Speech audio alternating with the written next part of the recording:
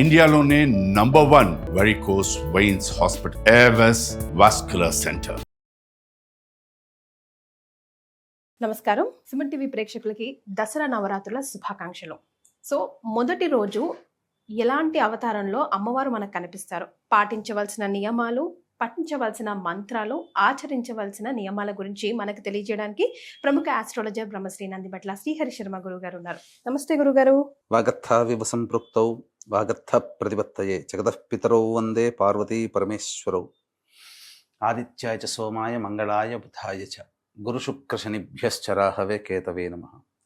శృంగేరి జగద్గురు పీఠాధిపతులకి, కంచి పీఠాధిపతులకి నమస్కారములు తెలియజేసుకుంటూ కార్యక్రమాన్ని ప్రారంభిద్దాం. గురుగారు, శరన్నవరాత్రుల శుభాకాంక్షలండి. మీకు వీక్షించేటువంటి మన సుమన్ టీవీ ప్రేక్షకులకి అందరికీ కూడా శరన్నవరాత్రి శుభాకాంక్షలు. అసలు అంగరంగ వైభవంగా, అసలు ఎంత కోలాహలంగా ఉంటుందో ఈ 9, 10, 11 రోజుల పాటు చెప్పక్కర్లేదు.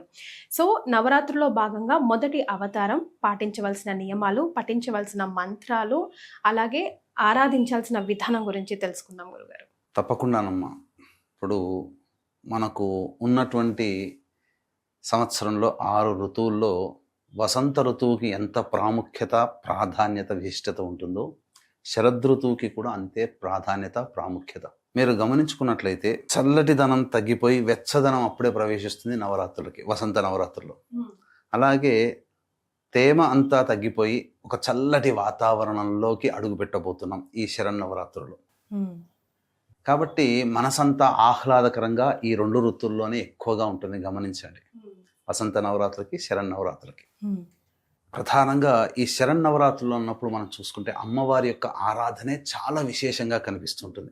ఎక్కడ చూసినా భారతదేశం యావత్తూ కాదు, ప్రపంచవ్యాప్తంగా ఎక్కడ సనాతన ధర్మాన్ని పాటించే వాళ్ళు ఉన్నారు అంటే అందరూ కూడా ఈ శరన్నవరాత్రుల్ని విశేషంగా చేసుకుంటారు. ప్రకృతి పురుషుడు, శక్తి చైతన్యము అంతా కూడా ఈ అమ్మవారిలోనే ఉంది. మీరు గమనించుకుంటే ఈ సృష్టి అంతా సృష్టించింది బ్రహ్మ అనుకుంటారు, కానీ ఆ బ్రహ్మను సృష్టించింది, బ్రహ్మ విష్ణు మహేశ్వరుని సృష్టించిందే ఆ అమ్మవారు. అంటే అంతా చైతన్యము ఉంది అంటే శక్తి స్వరూపం.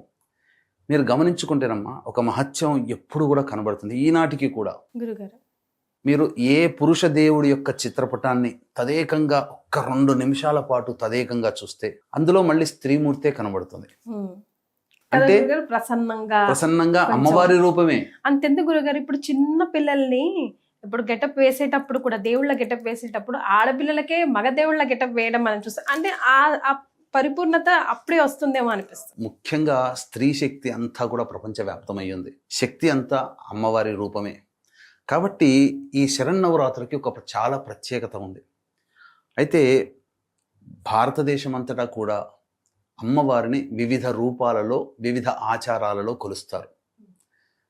సాధారణంగా మనకు నార్త్ సైడ్ చూసుకుంటే శైలపుత్రి, చంద్రఘంట, ఇలా అమ్మవారి నామాలు. మన తెలుగు వాళ్ళు చేసుకునేటువంటి ఆధారంగా చేసుకునేది విజయవాడ కనకదుర్గమ్మ మరియు శ్రీశైల భ్రమరామిక. కాబట్టి ఏ ప్రాంతం వాళ్ళు ఆ ప్రాంతానికి దగ్గరలో ఉన్నటువంటి దేవతని ఆధారంగా చేసుకొని ఆరాధన చేస్తుంటారు. కానీ మన తెలుగు వాళ్ళందరికీ కూడా సంవత్సరాల నుంచి, 100 సంవత్సరాల నుంచి కూడా విజయవాడ కనకదుర్గ అమ్మవారి యొక్క సంబంధించినటువంటి విశేషమే. అందున ప్రధానంగా మొట్టమొదటి రోజు ఈ అమ్మవారిని బాలా త్రిపుర సుందరి రూపంలో మనం కొలుస్తాం. ఈ బాలా త్రిపుర సుందరి అని అంటే కన్యక అని అర్థం. అంటే దాదాపుగా 8 సంవత్సరాల నుంచి మొదలుకొని 16 సంవత్సరాల మధ్య కాలంలో ఉన్నటువంటి దేవతా రూపం. ఈ అమ్మవారి వర్ణన మనకు లలితా సహస్రనామంలో, త్రిపుర సుందరి విశిష్టతలో మనకు చాలా ప్రధానంగా కనిపిస్తుంది. ఈ అమ్మవారు ఎంతటి శక్తిమంతురాలు అనంటే, చూడ్డానికి పేరులో బాల అని ఉంది, కానీ మహామహిమాన్వితమైనటువంటి అమ్మవారు. ఈ అమ్మవారిని ఉపాసిస్తే ముఖ్యంగా కలిగేది ప్రశాంతత. పనులలో ఆటంకాలు తొందరగా తొలగిపోతాయి. ముఖ్యంగా అస్థిరత, కన్ఫ్యూజన్ స్టేటస్లో ఉంటుంటారు. వాళ్ళందరికీ కూడా అమ్మవారు నిగూఢమైనటువంటి శక్తిని ప్రసాదిస్తుంది.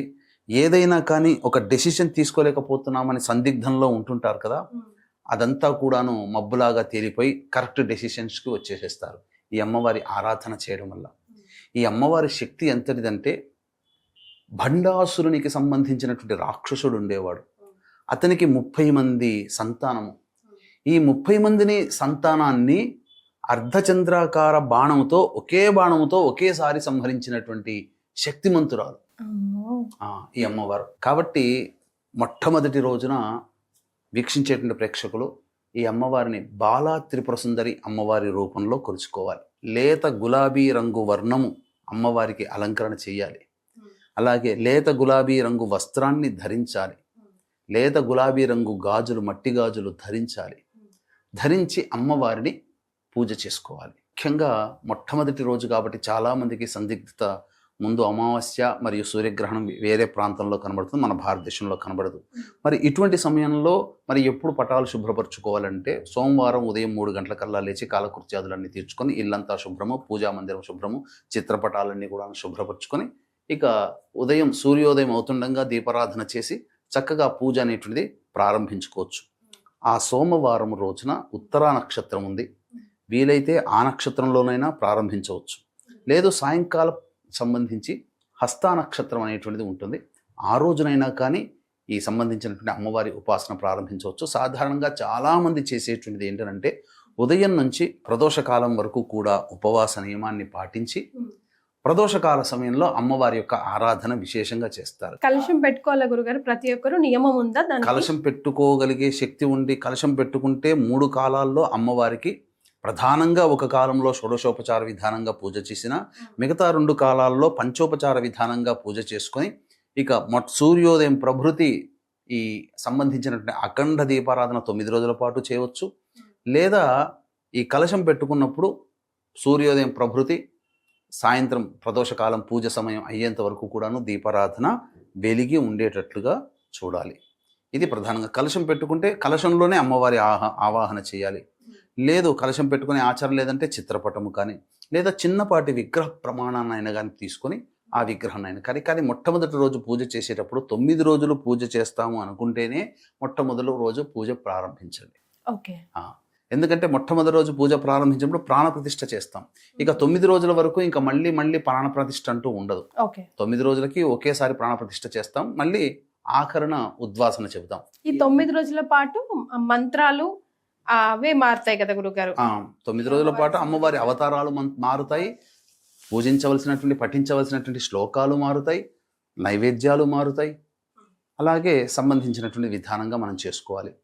ఈ యొక్క బాలా త్రిపుర సుందరి అమ్మవారికి సంబంధించి ప్రధానంగా ఈ రోజున బెల్లం పాయసం నైవేద్యంగా పెట్టాలి. అవకాశం ఉన్న ప్రతిసారి కూడా మనస్సు కేంద్రీకరించి ఓం ఐం హ్రీం శ్రీం బాలా త్రిపుర సుందరి అయి నమః, లేదా ఓం ఐం హ్రీం శ్రీం బాలా త్రిపుర సుందరి దేవ్యై నమః, లేదా ఓం ఐం హ్రీం శ్రీం బాలాయై నమః అంటూ బాల అంటే బాలిక రూపంలోనే అమ్మవారిని మనస్సులో తలుచుకుంటూ చేస్తే కనుక ఆ రోజు విశేషమైనటువంటి శక్తి లభిస్తుంది. ముఖ్యంగా ఆ రోజున పూజ చేసుకున్న తర్వాత ఇంటిలో ఉన్నటువంటి చిన్నపిల్లని 8 సంవత్సరాల నుంచి 12 సంవత్సరాల లోపల బాలికల్ని పిలిపించి చక్కగా వాళ్ళ కాళ్ళకి పారాని రాసి చక్కగా పసుపు అవన్నీ రాసి అమ్మవారి రూపంగా గంధము అవన్నీ ఇచ్చి ఆ అమ్మవారినే చూస్తున్నట్టుగా భావన చేస్తే అమ్మవారికి ధూపదీప నైవేద్యాలు పుష్పాలతో ఆ బాలిక పాదాల దగ్గర పూజ చేయడం. ఏది ఎప్పుడు చేసుకోవాలి? మన ఇంట్లో పూజ చేసుకున్న తర్వాత చేయాలి. చేసి అమ్మవారికే హారతి, అమ్మవారికే వస్త్రంలో పండ్లు నైవేద్యం. అంటే అక్కడ బాలికకి చేస్తున్నట్టు లేదా మన ఇంటి పక్కలో ఉన్నటువంటి అమ్మాయికి చేస్తున్నటువంటి భావన కాకుండా సాక్షాత్తు అమ్మవారే బాల అనేటువంటి రూపంలో పిలుచుకొని ఆ అమ్మవారిని అందులో ఆ బాలిక రూపంలో చూసుకుంటూ చేయాలి. చేసి చక్కగా పుస్తకములు కానీ అలాగే వస్త్రములు కానీ పండ్లు కానీ ఆ బాలికకు చిన్నపిల్ల అయితే ఆడుకోవడానికి ఇష్టపడేటువంటి వస్తువులు ఆట బొమ్మలు కానీ ఇవ్వవచ్చు. ఇచ్చి ఆ బాలిక ఆశీర్వచనం తీసుకుంటే నిజంగా చెప్తున్నానమ్మా, ఆ అమ్మవారి యొక్క సంపూర్ణమైనటువంటి అనుగ్రహం వీక్షించేటువంటి ప్రేక్షకులకు కలుగుతుంది. అంతేకాకుండా బాలా త్రిపుర సుందరి అనేటువంటి అమ్మవారు ఎంతటి విశిష్టత అంటే, ఈ బాలా త్రిపుర సుందరి అమ్మవారి ఆరాధన చేసి శక్తిని పొందినటువంటి బ్రహ్మ విష్ణు మహేశ్వరులే సృష్టి స్థితి లయకారకాలకి కారకులయ్యారు. ఈ బాలా త్రిపుర సుందరి అమ్మవారి ఆరాధన చేసి విశేషమైనటువంటి దివ్య అనుగ్రహాన్ని పొందినటువంటిది తాడేపల్లి రాఘవనారాయణ శాస్త్రి గారు అని ఉన్నారు. బాలా ఉపాసకులు ఆయన చనిపోతే ఆయన యొక్క చితిమంటల్లోంచి బాలా త్రిపుర సుందరి అమ్మవారి స్వరూపం కనిపించిందట, ఆ యొక్క ఆచ్ఛాదన రూపంగా. అంటే ఆయన మధ్యాహ్నం పూట నిద్రపోయే సమయంలో ఉంటే ఆ ఇంట్లో అమ్మవారు చిన్నపిల్ల రూపంలో తిరుగుతూ ఉండేదట. ఎవరైనా ఆయన కోసం వస్తే నాన్నగారు లేరండి, ఇంట్లో పడుకున్నారు లేదా బయటికి వెళ్ళారని చెప్పి ఒక చిన్న బాలిక రూపంలో చెప్పిపోయేదట. సాయంత్రం పూట వచ్చి మేము మధ్యాహ్నం వచ్చామండి, మీ అమ్మాయి వచ్చి చెప్పింది ఎవరు లేరు పడుకున్నారు అని చెప్పేసేసానంటే మా ఇంట్లో ఉన్న నా పిల్లలకి పెళ్లిళ్ళు చేశానే అని చెప్పి ఆలోచన చేసి తర్వాత ఆలోచించుకుంటే సాక్షాత్తు అమ్మవారంటే ఆ ఇంట్లో నీడలా వెంటాడి తిరుగుతుంది. అంత శక్తివంతురాలు, అంత రక్షిస్తుంది అమ్మవారు. ముఖ్యంగా మన యొక్క సంబంధించినటువంటి ఆంధ్రప్రదేశ్ ప్రాంతంలో ఈ బాలా త్రిపుర సుందరి అమ్మవారికి సంబంధించినటువంటి ప్రత్యేకమైనటువంటి దేవాలయము త్రిపురాంతకంలోని త్రిపురాంతకేశ్వరి బాలా త్రిపుర సుందరి రూపంలోనే మనం కొలుస్తాం. అక్కడ అమ్మవారు బాలా త్రిపుర సుందరి బాలా రూపంలోనే కొలుస్తాం. కాబట్టి వీక్షించేటువంటి ప్రేక్షకులు వీలైతే త్రిపురాంతకంలో త్రిపురాంతకేశ్వరుడు ఉన్నాడు, అమ్మవారు అక్కడే బాలా త్రిపుర సుందరి రూపంలో వెలిసింది. ఆ రోజున వీలైతే అమ్మవారిని దర్శనం చేసుకోండి, తప్పకుండా మీకు ఆ అమ్మవారి యొక్క అనుగ్రహం సంపూర్ణంగా కలుగుతుంది. అలాగే వీక్షించేటువంటి ప్రేక్షకులకు కూడా ఈ సంబంధించినటువంటి ఆశ్వీజ పౌర్ణమి అక్టోబర్ 6వ తారీఖు రోజున మన పీఠం ఆధ్వర్యంలో వాంఛ కల్పలత సిద్ధి హోమం, మీ యొక్క కోరిక ఏదైతే ఉందో ఆ కోరిక నెరవేరాలనే సదుద్దేశంతో వాంఛా కల్పలత సిద్ధి హోమం అనేటువంటిది. అలాగే ఈ సంబంధించినటువంటి ద్వాదశ రాశుల వారికి సంబంధించినటువంటిది గురువు కూడా మారబోతున్నాడు. అక్టోబర్ 10వ తారీఖు నుంచి కర్కాటక రాశిలోకి ప్రవేశం చేస్తున్నాడు. గురుబలం పెరిగి మీ ఇంట్లో శుభ కార్యాలు జరగాలి, మీ యొక్క శుభ సంకల్పన నెరవేరాలనేటువంటి యొక్క సదుద్దేశంతో కూడా ఈ యొక్క బృహస్పతి హోమం అనేటువంటిది కూడా జరిపించడం జరుగుతుంది. వివాహం కానీ అబ్బాయిలు అమ్మాయిలకి సంతానం కోసం, దాంపత్య సమస్యలు, అనారోగ్య సమస్యల నివారణకు కూడా కార్యక్రమాలు జరపబడుతున్నాయి. అవకాశం ఉన్న వాళ్ళు కార్యక్రమం తదనంతరం కాంటాక్ట్ చేసి పూర్తి వివరాలు తెలుసుకోవచ్చు. ఈ కార్యక్రమంలో నమోదు చేసుకున్నటువంటి వాళ్ళకి కరుంగలి మాల ఇవ్వడం జరుగుతుంది. గురుగారు, మేము తెలిసి తెలియకుండా ఇన్ జనరల్గా మీ అనుభవంలో మీరు చేసిన మిస్టేక్స్ ఏమైనా, ఫస్ట్ డే మేము ఏమైనా చేస్తే ఇక్కడ నుంచి ఇది చేయకండి అని ఒక మాట అంటే, ఇక నుంచి అయినా కానీ ఈ అమ్మవారిని భక్తిగా కొలుచుకోవాలమ్మా. ఈ 9 రోజుల పాటు బ్రహ్మచర్య వ్రతాన్ని ఆచరించాలి. సాధ్యమైనంత వరకు అబద్ధం ఆడకూడదు. విశేషంగా ఈ బాలా త్రిపుర సుందరి అమ్మవారి అవతార స్వరూపంగా ఉన్నటువంటి మొదటి రోజున తుమ్మి పూలతో అర్చన చేస్తే చాలా అమ్మవారు అనుగ్రహిస్తుందట. చాలా చిన్నగా ఉంటుంది. అమ్మవారి అష్టోత్తరాలు విడిగా ఉంటాయా గురుగారు? బాలా త్రిపుర సుందరి అష్టోత్తరాలు ఉంటాయి, చక్కగా చేసుకోవచ్చు. చక్కగా నామాలు చదువుకోవచ్చు. బాలాష్టకం ఉంటుంది, అది చదువుకోవచ్చు. అంతేకాకుండా చాలా మంది చేసే తప్పేంటారంటే అమ్మవారిని మాత్రమే ఉపాసన చేస్తారా, అయ్యవారిని ఉపాసన చేయరు. ఈశ్వరుని ఖచ్చితంగా ఈ రోజున తలుచుకోవాలి. ఈ రోజనే కాదు, 9 రోజుల పాటు ఈశ్వరోపాసన చేస్తే అమ్మవారి అనుగ్రహం అతి త్వరగా లభిస్తుంది. ఎందుకంటే అర్ధనారీశ్వర స్వరూపం కదమ్మా. మనం ఒక తత్వాన్నే పూజిస్తున్నాం. సంపూర్ణ తత్వాన్ని పూజించి సంపూర్ణ దేవతానుగ్రహం కలగాలంటే ఖచ్చితంగా పరమేశ్వరుని యొక్క అనుగ్రహాన్ని కూడా పొందే ప్రయత్నం చేయాలి. అందుకనే పరమేశ్వర ఆరాధన కూడా చెయ్యాలి. అమ్మవారిని ఆవాహన చేసినప్పుడు పరమేశ్వరుని కూడా మనం తప్పకుండా ధ్యానంతో ఆవాహన చేసుకోవాలి. శివ సహస్రనామ పారాయణం కూడా ప్రదోష కాలంలో చేస్తే చాలా విశేషమైన ఫలితం కలుగుతుంది. చాలా సంతోషం గురుగారు, ధన్యవాదాలు. సర్వం శ్రీ ఉమామహేశ్వర పరబ్రహ్మార్పణమస్తు.